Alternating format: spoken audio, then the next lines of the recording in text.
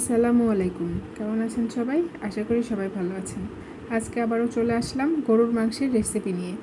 এখন একটি কড়াই বসিয়ে এখানে পরিমাণ মতো তেল এবং পেঁয়াজ দিয়ে ভালোভাবে ভেজে নেওয়া হচ্ছে।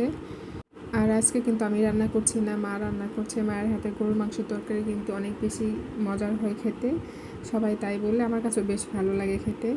এখন পেঁয়াজগুলো ভালোভাবে ভেজে নেওয়া হয়ে গেলে এর মধ্যে আদা বাটা, রসুন বাটা এগুলো সব দিয়ে দিবে। পেঁয়াজ ভাজা হয়ে গেছে, এখন এর মধ্যে আদা বাটা এবং রসুন বাটা পরিমাণ মতো দিয়ে দিচ্ছে। এখন আদা আর রসুন তেলের মধ্যে ভালোভাবে ভেজে নিচ্ছে। এখন এরপর হচ্ছে জিরা বাটা দিয়ে দিবে, জিরা বাটা পরিমাণ মতো দিয়ে দিচ্ছে। জিরা বাটাও এখন তেলের মধ্যে ভালোভাবে ভেজে নিবে। এখন ধনিয়া গুঁড়ো, হলুদ গুঁড়ো, জিরে গুঁড়ো এগুলো সব পরিমাণ মতো দিয়ে তেলের মধ্যে ভালোভাবে ভেজে নিবে। ভেজে নেওয়া হয়ে গেলে এখানে পরিমাণ মতো পানি দিয়ে মশলাগুলো ভালোভাবে কষিয়ে নিবে।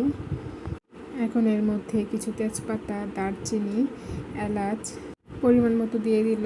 এখন মশলাগুলো ভালোভাবে কষিয়ে নিবে যতক্ষণ না উপরে তেল ভেসে উঠছে, ততক্ষণ পর্যন্ত মশলাগুলো ভালোভাবে জাল দিয়ে নিতে হবে। বেশ কিছুক্ষণ পর মশলাগুলো কষানো হয়েছে, উপরে দেখে বোঝা যাচ্ছে তেল ভেসে উঠেছে। এখন মাংসগুলো দিয়ে দিচ্ছে।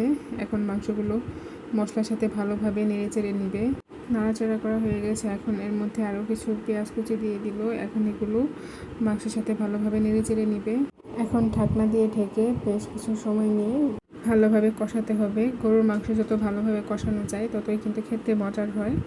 আমরা তো সবসময় মাংসটা ভালোভাবে কষিয়ে নিই, তাহলে খেতে ভালো লাগে। কষানো তখনই বোঝা যায় যতক্ষণ না মাংসটা অর্ধেকটা সিদ্ধ হয়ে আসে, ততক্ষণ পর্যন্ত বুঝবো যে মাংসটা কষানো হয়নি।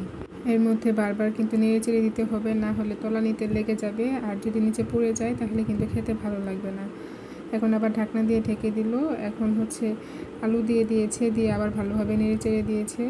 গরুর মাংসে আলু খেতে কার কার ভালো লাগে জানি না, কিন্তু আমাদের বাসার তো সবার অনেক ভালো লাগে, আমারও অনেক ভালো লাগে। গরুর মাংসে আলুটা অনেক বেশি মজা হয়। গরুর মাংসটা ভালোভাবে কষানো হয়ে গেছে, এখন এর মধ্যে পরিমাণ মতো ঝোল দিয়ে দিয়েছে।